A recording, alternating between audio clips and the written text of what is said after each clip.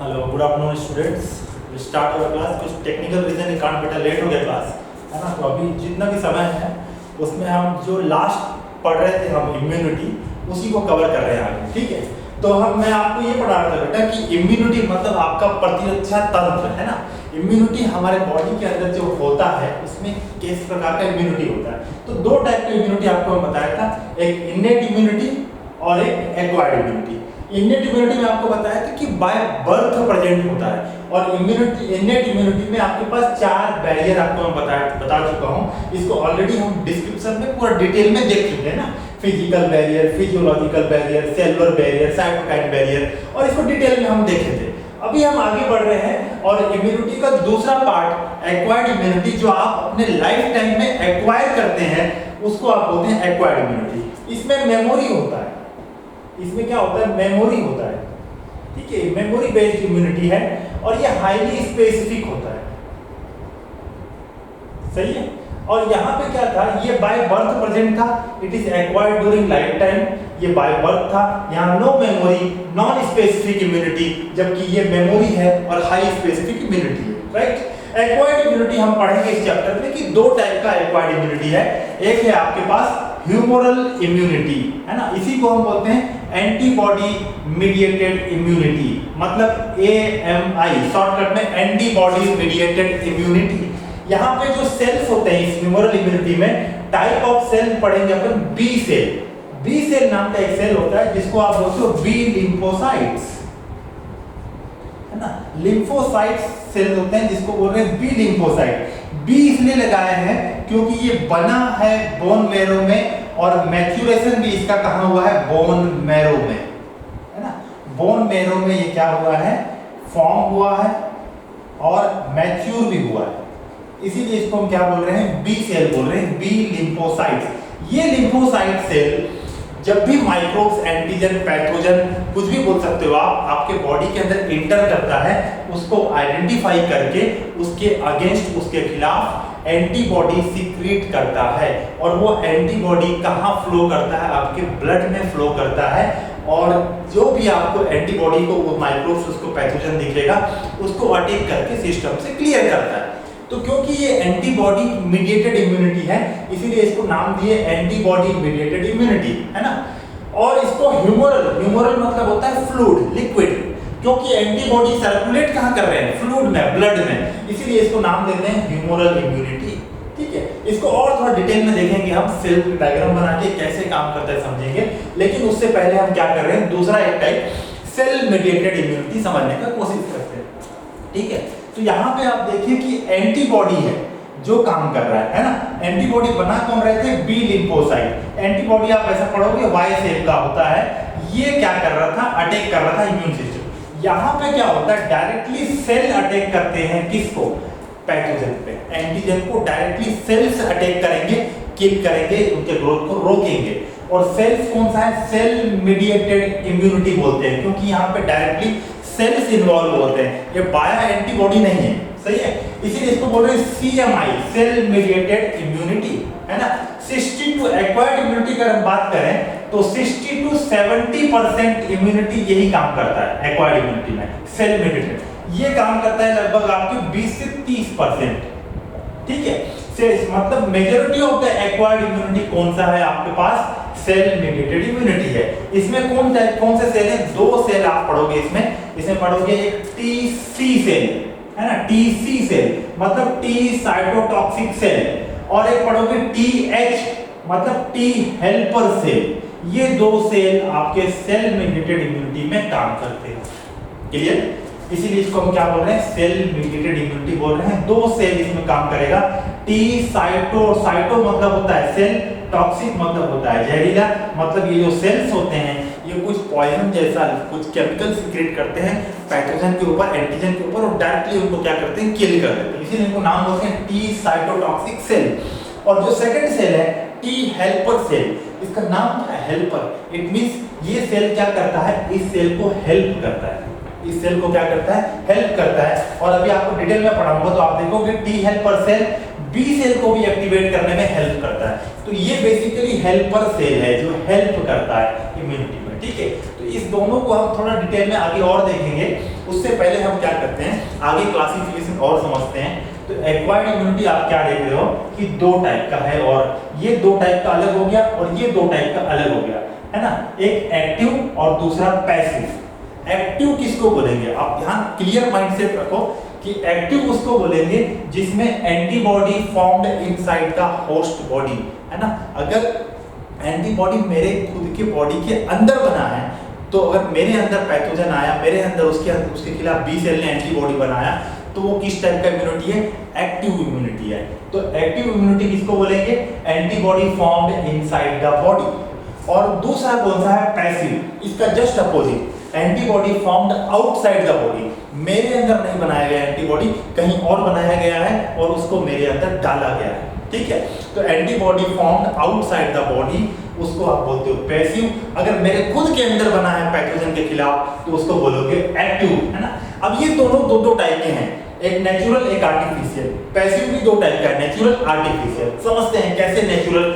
Natural में क्या होगा, एक्टिव मतलब क्या था, antibody formed inside the body. तो नेचुरल इसके अंदर है, इसमें आप लिखोगे बाय पैथोजन, है ना, bye infection of pathogen, bye infection of pathogen naturally.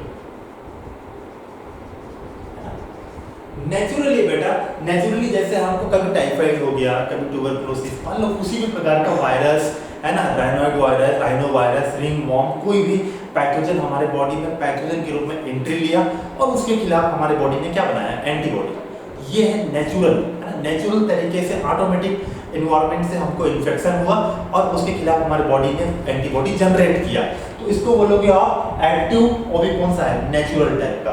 तो आर्टिफिशियल क्या है, आर्टिफिशियल वो है जहां पे आप पैथोजन को इनएक्टिव करके, पैथोजन को क्या कर दिए, इनएक्टिव कर दिए, उसको किल कर दिए। किल कर दिए मतलब मार दिए, और मारने के बाद या फिर उसको इनएक्टिव करने के बाद आपके बॉडी में डाल दिए। तो बेसिकली होगा क्या, वो मर चुका है, उसको आपने इनएक्टिव कर दिया, तो वो आपको डिजीज नहीं कर पाएगा, बट आपका इम्यून सिस्टम उसको रिकॉग्नाइज कर लेगा एज ए पैथोजन और उसके खिलाफ क्या बना लेगा, एंटीबॉडी। तो यहाँ पे क्या हुआ, नेचुरली आप नहीं आया बॉडी में आपके अंदर, आपने उसको इनएक्टिव करके, उसको वीकेंड करके, कमजोर करके, उसको डेड करके, किल करके आपके बॉडी में आर्टिफिशियली डाला गया है, जिसको हम बोलते हैं वैक्सीनेशन, वैक्सीन, है ना। वैक्सीन जैसे पोलियो वैक्सीन। पोलियो वैक्सीन क्या है, पोलियो वायरस को इनएक्टिवेटेड, किल्ड पोलियो वायरस को आपकी बॉडी में डाला जा रहा है, ताकि आपका बॉडी उसके खिलाफ एंटीबॉडी बनाए, है ना, ताकि अगली बार अगर पोलियो वायरस रियल में आता है आपके पास,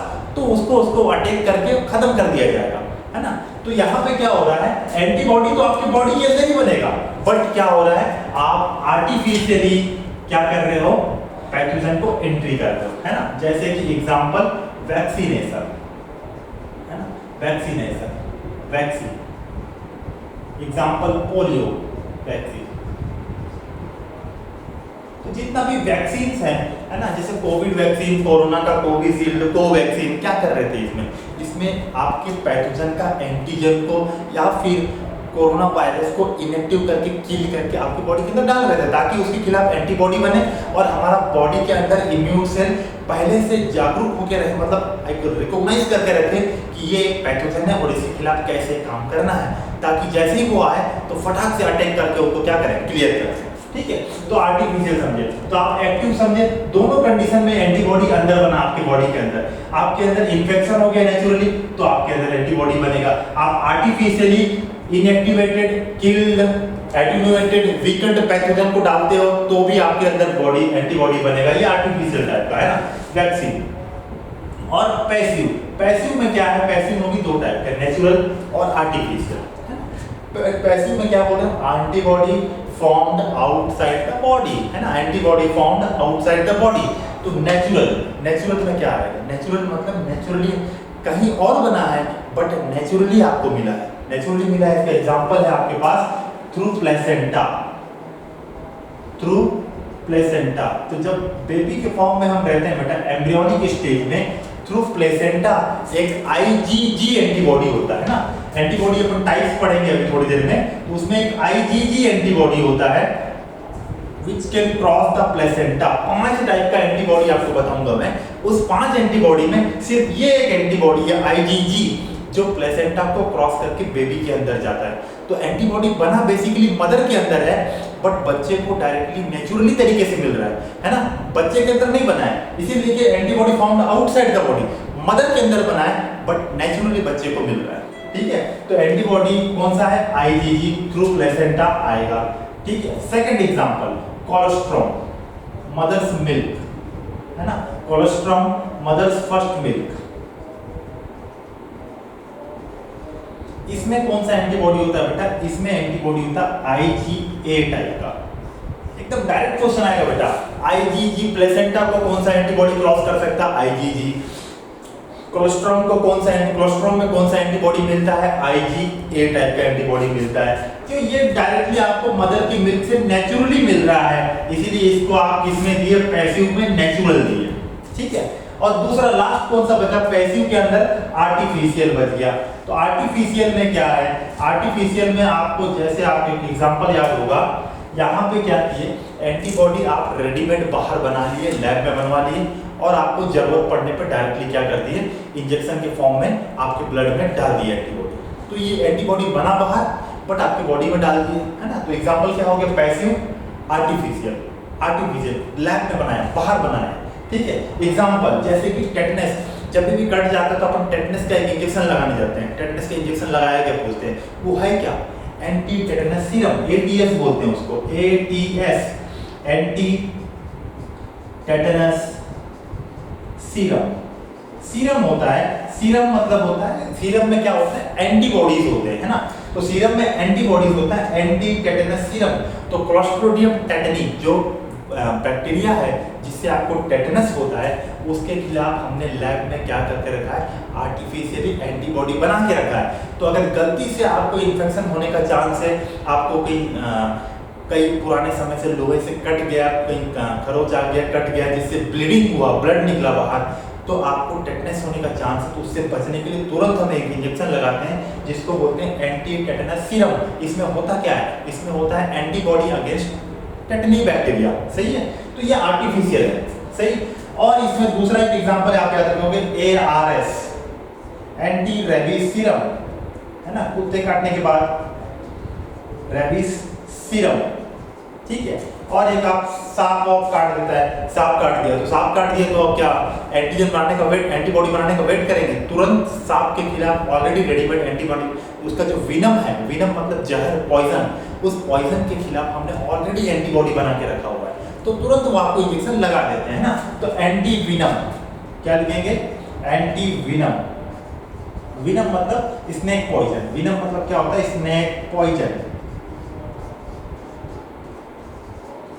ठीक है, इतना चीज हमको यहाँ पे देखना था।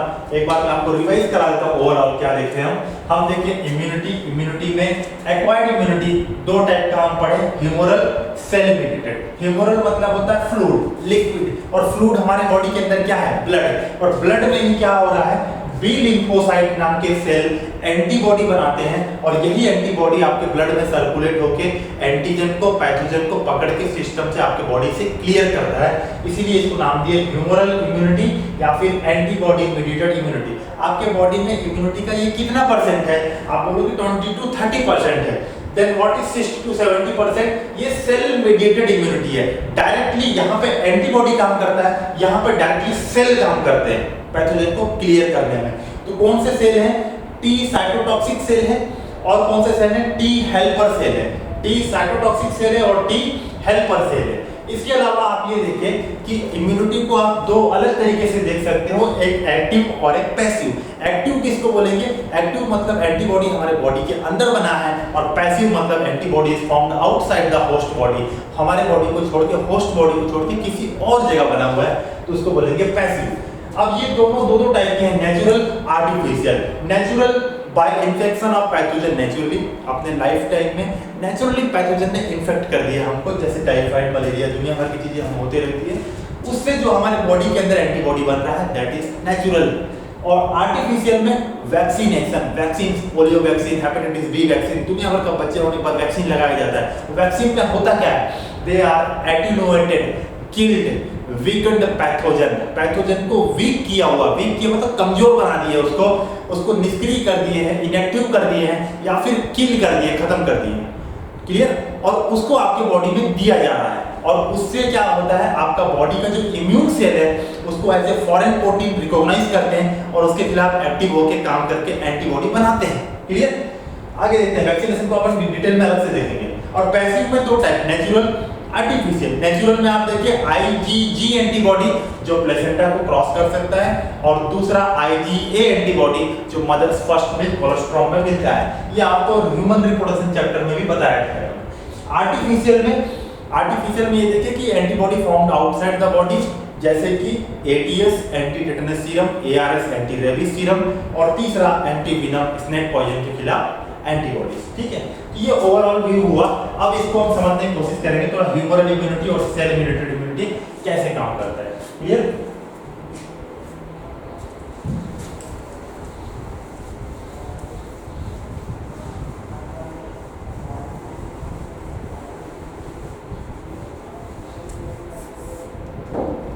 देखो, ह्यूमरल इम्यूनिटी, सपोज ये पैथोजन है बेटा, ये क्या है, पैथोजन है ना। पैथोजन को हम क्या बोलते हैं, पैथोजन को आपके बॉडी के लिए ये क्या है, एंटीजन। आपके बॉडी के लिए क्या है, एंटीजन। व्हाट इज एंटीजन अगर आपको पूछता है तो एंटीजन क्या होते हैं, antigen are the foreign molecule, foreign molecules है ना। एंटीजन क्या हो सकता है, फॉरेन मॉलिक्यूल्स को हटाओ। एंटीजन क्या हो सकता है, एंटीजन इज ए ग्लाइकोप्रोटीन हो सकता है, एंटीजन प्रोटीन हो सकता है, लाइपोप्रोटीन हो सकता है, लाइपोपॉलीसैकेराइड हो सकता है, या फिर nucleoprotein.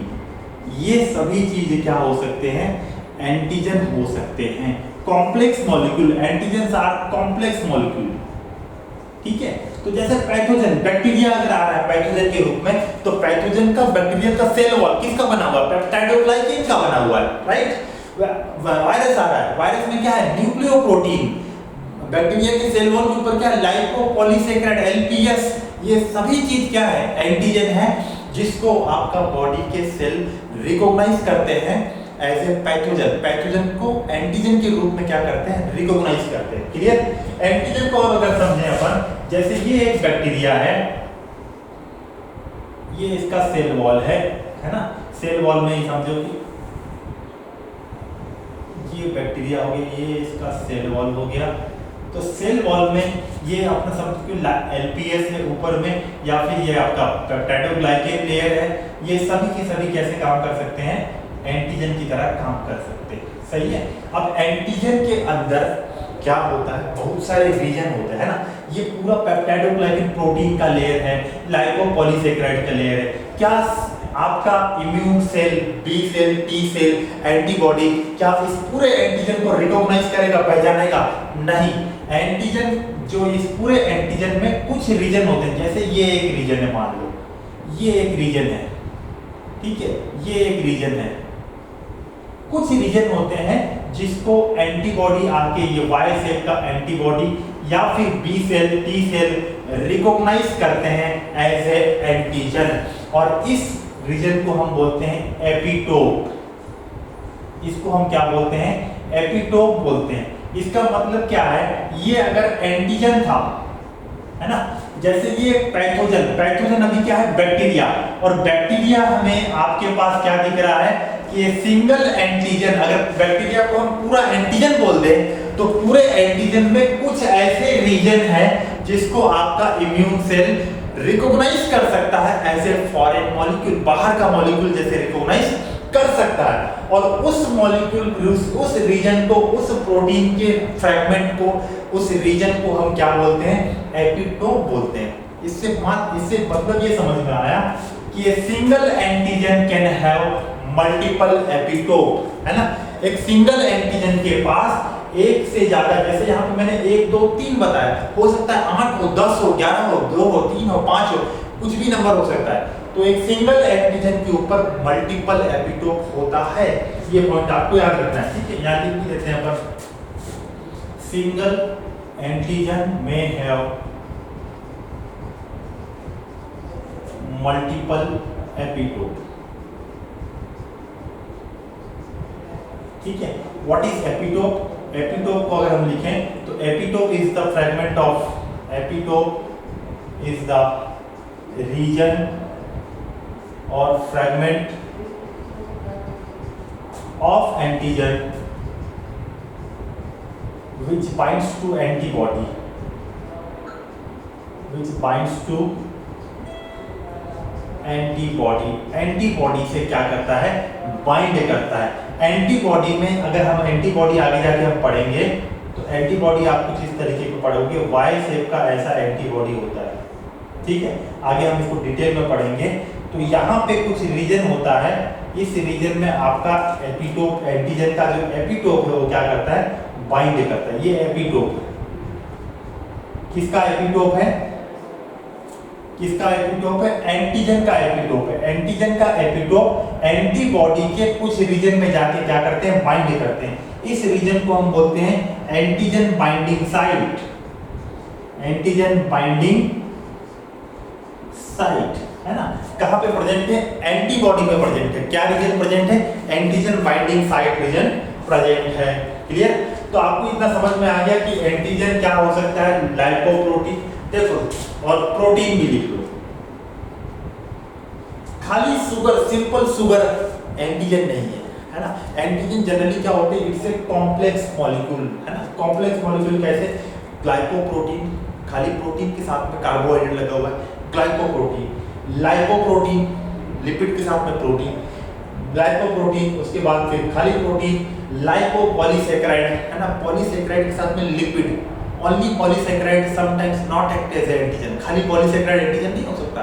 लाइपोपॉलीसैकेराइड is a complex molecule antigen है। Nucleoprotein, nucleic acid plus protein, जैसे कि वायरस में होता है, ये सब क्या है? एंटीजन है।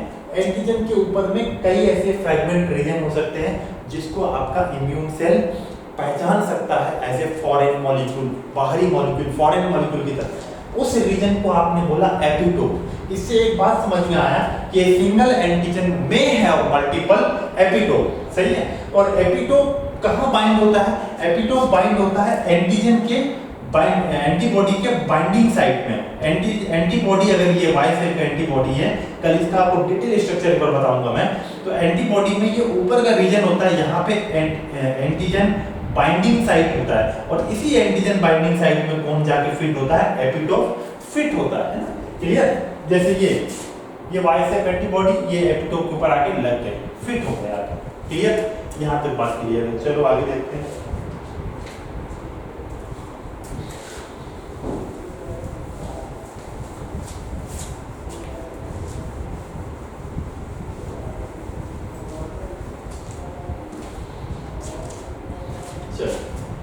अभी क्या हुआ? सपोज एक पैथोजन आपके बॉडी में, ये रहा आपका पैथोजन बैक्टीरिया है, सपोज एग्जांपल के लिए, है ना। ये आपके बॉडी में एंट्री लिया, ठीक है, entered into body, इंटर्स into the body. आपके बॉडी में पहुंचते ही इसको कुछ सेल जैसे कि मैक्रोफेज, आप सुने होंगे पहले भी, मैक्रोफेज सेल, ये फैगोसाइटिक सेल होते हैं। फैगोसाइटिक सेल, है ना। फैगोसाइटिक सेल वो होते हैं जो सेल को ईट करते हैं, खा लेते हैं। तो ये क्या करेंगे? मैक्रोफेज इसको पकड़ के खा लेंगे, मैक्रोफेज। तो जैसे ये मैक्रोफेज है, बड़ा सा सेल, तो ये इसके अंदर क्या आ गया? एंटीजन आ गया। ये एंटीजन, ये इसके अंदर आ गया आपका पैथोजन, ठीक है। कैसे आया? फैगोसाइटोसिस हो क्या आया? फैगोसाइटोसिस, है ना। कौन आ गया? ये आपका पैथोजन इसके अंदर आ गया, ये इसका न्यूक्लियस, ये मैक्रोफेज है। अब ये मैक्रोफेज क्या करेगा बेटा? इसको पकड़ के तोड़ेगा, है ना। इस एंटीजन को पकड़ के क्या करेगा? तोड़ेगा, और इसमें से जो एपिटोप वाले रीजन है उसको पकड़ के क्या करेगा? अपने सेल मेम्ब्रेन के ऊपर प्रेजेंट कर देगा, डिस्प्ले कर देगा। फॉर एग्जांपल जैसे इसको तोड़े तोड़ के ऐसे बहुत सारे टुकड़े बन गए। इस टुकड़े में से इसको किसी को निकाल के ये यहाँ पे इसके पास रिसेप्टर है, इसके ऊपर ये रहा, ये एपिटोप, इसको क्या कर दिया इसने, प्रेजेंट कर दिया। देखो ये क्या बोल रहा है, इसने फैगोसाइटोसिस किया, फैगोसाइटोसिस से उसको तोड़ा और तोड़ के अलग अलग एपिटोप को क्या करेगा, अपने मेम्ब्रेन के ऊपर, उसके ऊपर एक रिसेप्टर है उसके ऊपर लगा के प्रेजेंट कर दिया। अब सब सेल को दिखा रहा है, ये देखो ये बाहर से आया है, ये रहा, क्लियर है, ये प्रेजेंट कर रहा है, सबको दिखा रहा है, ये बाहर से आया था, ये इसको देखो, इसको देखने आएंगे कौन, बी सेल आएगा, इसको देखने कौन आ गया, बी सेल, क्योंकि ये दिखा रहा है। इस सेल को मैक्रोफेज को आप नाम दे सकते हो antigen presenting cell, antigen presenting cell, क्योंकि ये प्रेजेंट कर रहा है ना, प्रेजेंट कर रहा है, ये देखो ये आया है बोल के, तो किसको प्रेजेंट कर रहा है, एंटीजन को। तो एंटीजन प्रेजेंटिंग सेल कौन है भैया, मैक्रोफेज है। आपके पास यहाँ पे कौन आ गया, बी सेल, ये बाजू में कौन आ गया, बी सेल, बी लिम्फोसाइट, ठीक है। बी लिम्फोसाइट के ऊपर में एक रिसेप्टर है जिसको आप बोल रहे हो बीसीआर, क्या बोल रहे हो उसको, बीसीआर, बी सेल रिसेप्टर, क्या बोल रहे हैं इसको, बी सेल के ऊपर रिसेप्टर है जिसको आप बोल रहे हो बीसीआर। बीसीआर क्या करेगा, ये जो प्रेजेंट कर रहा है इसको आके देखेगा, अच्छा प्रेजेंट कर रहे हो, ये लो मैं देख लेता हूं आके, ये इसको देखा और देख के इससे पहले ये क्या था, एक्सक्यूज मी, ये इनएक्टिव था, है ना, तो जैसे ही इसने इसको इंटरेक्ट किया, इसको देखा, ये एक्टिव हो जाएगा, बी सेल क्या हो जाएगा, एक्टिव हो जाएगा, और एक्टिव होके क्या करेगा, बी सेल गेट एक्टिवेटेड, अपन लिख लेते हैं B cell gets activated, gets activated, और एक्टिवेट होके ये दो पार्ट में क्या कर लेगा, डिवाइड कर लेगा, एक्टिवेट होके क्या कर लेगा, डिवाइड कर लेगा, दो सेल बन जाएगा ऐसे, ये बन गया आपके पास एक और ये एक बन गया बड़ा सा, ये जो डिवाइड करके दो सेल बना, इसमें एक सेल क्या बन जाएगा, बी मेमोरी सेल बन जाएगा, बी मेमोरी सेल बन जाएगा, और दूसरा सेल क्या बन जाएगा, प्लाज्मा सेल बन जाएगा, दूसरा सेल क्या बन जाएगा, प्लाज्मा सेल, प्लाज्मा सेल बन जाएगा। प्लाज्मा सेल का काम क्या है, प्लाज्मा सेल का काम ये है, वो एंटीबॉडी सीक्रेट करेगा, क्या सीक्रेट करेगा, एंटीबॉडी सीक्रेट करेगा। प्लाज्मा का काम क्या है, एंटीबॉडी सीक्रेशन, ये ऐसे वाई से बहुत सारे एंटीबॉडी बना के आपको कहां छोड़ देगा, ब्लड में छोड़ देगा। और मेमोरी सेल क्या करेगा, ये आपके पास मेमोरी बन के बैठा हुआ है, ठीक है, ये अभी एंटीबॉडी ये क्या करेंगे, एंटीबॉडी इस पैथोजन को पकड़ के इसको सिस्टम से क्या करेंगे, क्लियर करेंगे। इनका काम बहुत सारा एंटीबॉडी बना के ब्लड में छोड़ दिया, अब ये पूरे ब्लड में घूम रहे हैं, इनको जहां जहां ये एंटीजन मिलेगा, ये पैथोजन मिलेगा, इसको पकड़ के मार देंगे, ठीक है, क्लियर कर देंगे। तो ये मेमोरी सेल क्या करेगा, मेमोरी सेल बैठा है, अभी क्लियर हो गया, ये एंटीबॉडी काम करके ये भी खत्म हो जाएंगे कुछ समय बाद, लेकिन मेमोरी सेल बैठा है। अगली बार इंफेक्शन हुआ कुछ समय बाद, 1 साल 2 साल 6 महीने बाद, दोबारा यही पैथोजन, यही बैक्टीरिया आपके बॉडी में अगर आता है, तो ये मेमोरी सेल बैठा हुआ है, दोबारा ये सब एंटीजन प्रेजेंटेशन करने का, ये आपके देखेगा, फिर डिवाइड करेगा, इतना समय देने का जरूरत नहीं है।